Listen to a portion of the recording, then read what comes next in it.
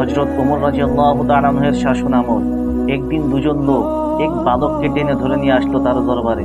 ওমর রাদিয়াল্লাহু তাআলা আনহু তাদের কাছে জানতে চাইলেন যে ব্যাপার কি, কেন তোমরা একে এভাবে টেনে নিয়ে এসেছো? তারা বলল, এই বালক আমাদের পিতাকে হত্যা করেছে। ওমর রাদিয়াল্লাহু তাআলা আনহু বালকটিকে বললেন, তুমি কি সত্যিই তাদের পিতাকে হত্যা করেছো? বালকটি বলল, হ্যাঁ, আমি হত্যা করেছি, তবে তা ছিল দুর্ঘটনাবশত। আমার উট তাদের বাগানে ঢুকে পড়েছিল, তা দেখে তাদের পিতা একটি পাথর ছুঁড়ে মারল, যা উটের চোখে লাগে। আমি দেখতে পাই যে উটটি খুবই কষ্ট পাচ্ছিল, যা দেখে আমি রাগান্বিত হই এবং একটি পাথর নিয়ে তার দিকে মারি। পাথরটি তার মাথায় লাগে এবং সে মারা যায়।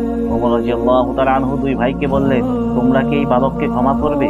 তারা বলল, না, আমরা তার মৃত্যুদণ্ড চাই। ওমর রাদিয়াল্লাহু তাআলা আনহু বালকটির কাছে জানতে চাইলেন, তোমার কি কোনো শেষ ইচ্ছা আছে?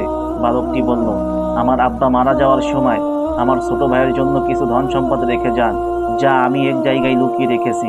আমি 3 দিন সময় চাই, যাতে আমি সেই জিনিসগুলো আমার ভাইকে দিয়ে আসতে পারি। আমার কথা বিশ্বাস করুন।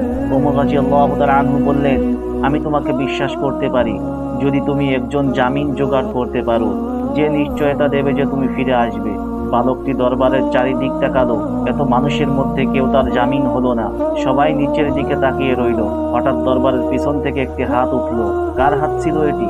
বিখ্যাত সাহাবী আবু যর গিফারী রাদিয়াল্লাহু তাআলা আনহু। তিনি বললেন, আমি তার জামিন হব।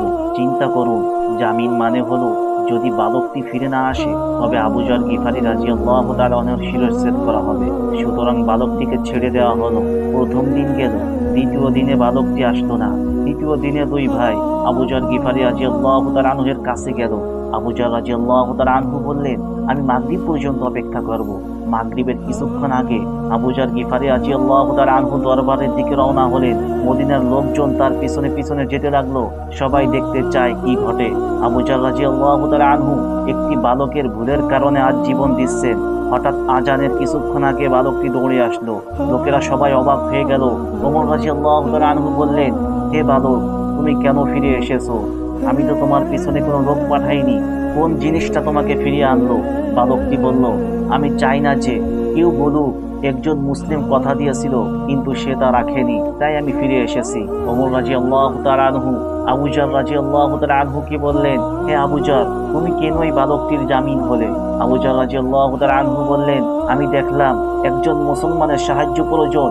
আমি চাই না যে কেউ বলুক একজন মুসলমানের সাহায্য প্রয়োজন ছিল কিন্তু কোনো মুসলমান তাকে সাহায্য করেনি। এ কথা শুনে দুই ভাই বলল, আমরাও চাই না যে কেউ বলুক একজন মুসলমান ক্ষমা চেয়েছিল কিন্তু অন্য মুসলমান তাকে ক্ষমা করেনি। তারপর বালকটি মুক্তি পেল।